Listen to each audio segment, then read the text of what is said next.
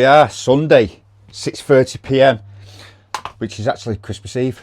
So I hope Santa brings you what you want tomorrow. This is a big one, this is a big one. If you've watched the series of metal detectors, we go through all different detectors, we get a benchmark test, and then we go into the test garden. But we get a benchmark test first, going through recovery, masking, some clay blocks, a mineralised tub, and then we go in the test garden. Now, there's a few now, I think this might be episode 5, and we're going for the big fish. We're going for the big one, the Manticore, Minelab Manticore. I've had plenty of hours on it now. I know it like the back of my hand. I know what it can and can't do. And we're going to get some benchmark readings. So this benchmark test we've done with a few detectors, and because it's taking the external environment out of it, we can compare even if we do tests at different times of the year. Where on the test garden, someone said to me the other day, do you mind putting a certain coil on, the Simplex Ultra, and going over the test garden? The thing is, we could not compare them two detectors because the other one we done like 4 months ago. We'd have to do it at exactly the same time. And this is the thing about the test garden, it's just showing the performance of the detector, but you can't compare it with another detector on the test garden because it was done on a different day. The only way we could do that is get all the detectors at the same time and do them all at the same time. But in the shed on air tests, benchmark tests, you can do them whenever.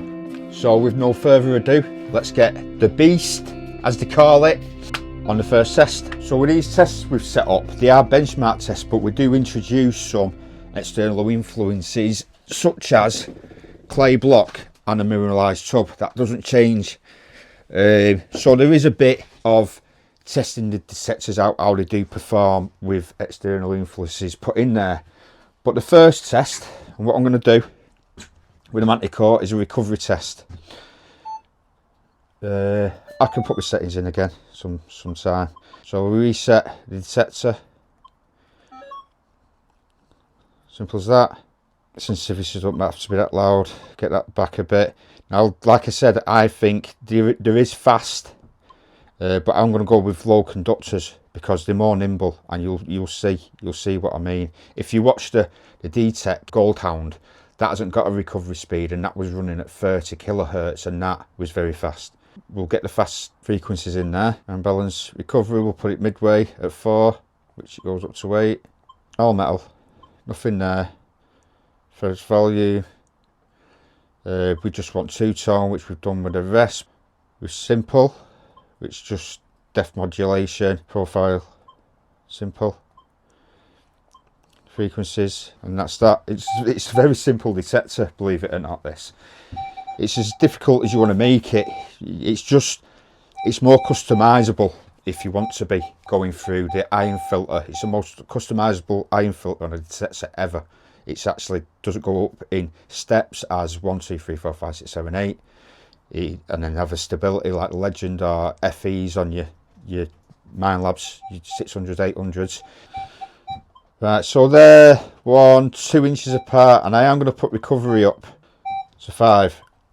Now I bought this myself, this detector, and most of my detectors, not all of them. So I'm just going to show you the true performance of it on these tests. I like them all.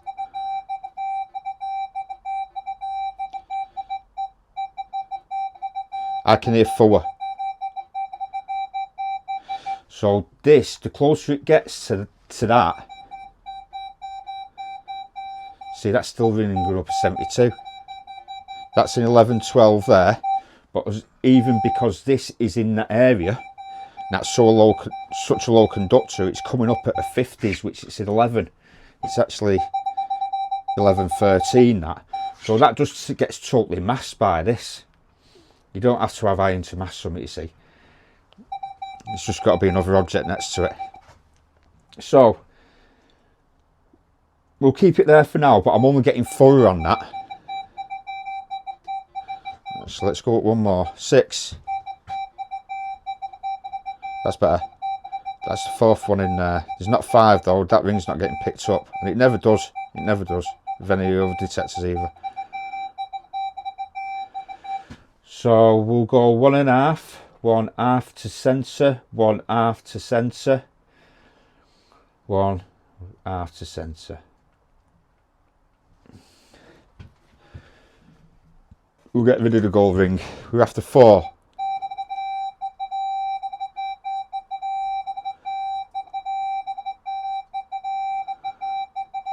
Let's put it up to maximum. 8.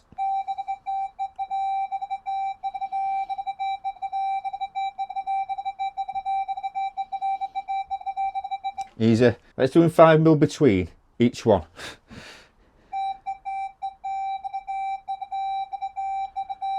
3.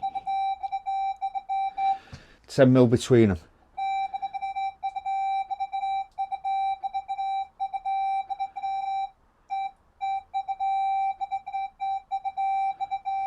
1.5 between them.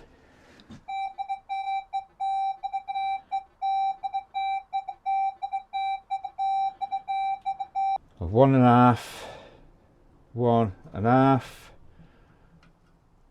and 1.5.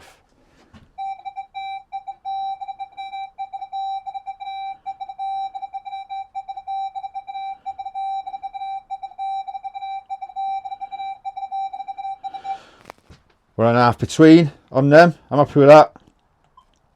And that, if we remember rightly, is the same speed, recovery speed, as the DEEPTECH Gold Hound, which was an analog machine. 1.5 on that. Now, just in case you haven't seen the other videos, but this is the unmasking test that I set up. Now, these are like 2.5 inch elevation. We've got the same nails, which I put centre and centre there. This one seems to be the tricky one because of the square end. Both really old nails, square nails, flat. It's not the age of the nails. I've seen some people saying about the age of the nails. It's the shape. It's the shape. A detector hitting that won't hit it as hard because of the shape of it. That's flat. There's more surface area. It's the same, which I've tried to explain to the overseas testers, because they think it's because of the age of the iron. It was made different. No, iron's iron. It is the shape. If you get a musket ball, so if you get a musket ball, as the frequencies are coming down, there's not as much surface area on that, and the way it hits it, it goes round, and they don't move as freely in an item of that shape. You hit a piece of lead, just say they're the same size and the same density, you hit a flat object like that, it will hit it better. It's the same with a flat coin, a coin on its edge, coin on its side, diagonal, and stuff like that. It's nothing to do with these nails. It's nothing to do with the iron was different 1,000 years ago, or 200 years ago, or 100 years ago. So that's me. That's a tester. That's a tester showing a tester why nails are just nails. It all depends on the shape, and that's proved through science. So yeah, have a taste of that cracker. Yeah, less of that. Yeah, we're all learning, aren't we? Even testers are learning. So certainly set tobacco. Where was it up to? So discrim off.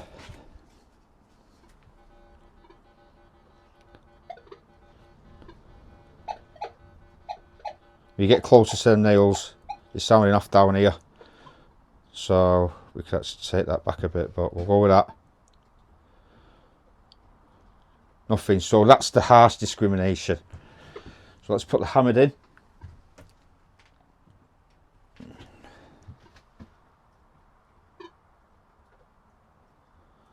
Right, we might have to bring a bit of stabiliser in here. I think we're going to have to bring a bit of stabiliser. That's how bad that iron's falsing. Now let's just take that kind of way.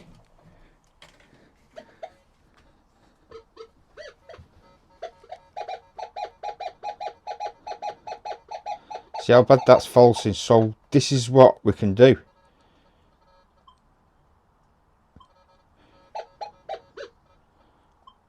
Let's get that segment away. So it's not falsing on the iron now. We can actually bring it up a bit. 1 second, 1 second.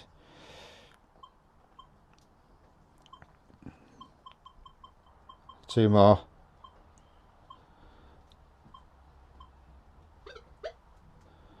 Right, so that iron nail is now gone with a discrimination. Now we could bring this back a bit, which we will do now.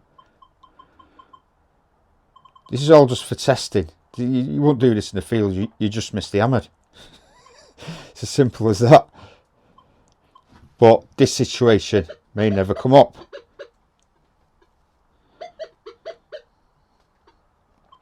You know, so I wouldn't worry about it. The iron over time will go beneath the coin, and someone in the future will come along and they'll have it in the pocket. Our machines get better. That's totally gone now, that nail. Totally gone.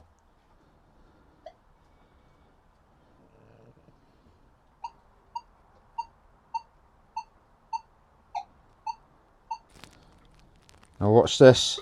You can see the amount of iron, and then you can see where the hammered is trying to get down to the purity. The purity line is in the centre, and you can see the hammer trying to come through. It's up here. It's there. See it? Get a close look on that. That's it. See it coming down in the centre. If we go there and wiggle it, that's where it is. It's here. It's here. But iron's falsing, so I've blocked that out so there's no iron falsing there. That's that square nail on the right. So there you go. That's the customizability of the Manticore. But like I say, this situation, I'm just getting a test. For example, let's go back to this has done it in 3 inches. Now the Gold Hound did it in 7. So you can see how hard that is. The Simplex Ultra did it in 6 inches.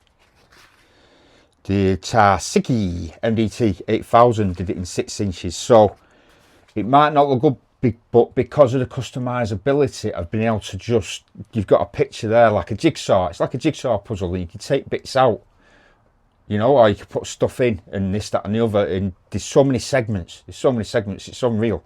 It's unreal. And that's why it's beat the other detectors by 3 or 4 inches, which 3 inches on its own, looking at the test, you think it's not that good. It's a very low conductor as well, thin piece of silver, really wafer thin piece of silver. There's no, you know, the bust, the elevation, there's no elevation on it, it's just the back. So it's the back of the coin hammered. So in relation, you will, it is good. It's 3 or 4 inches better than the other detectors we've tested, and that's fantastic. It might never come up, but can you see how these benchmark tests work, as that is 50% better than all the others?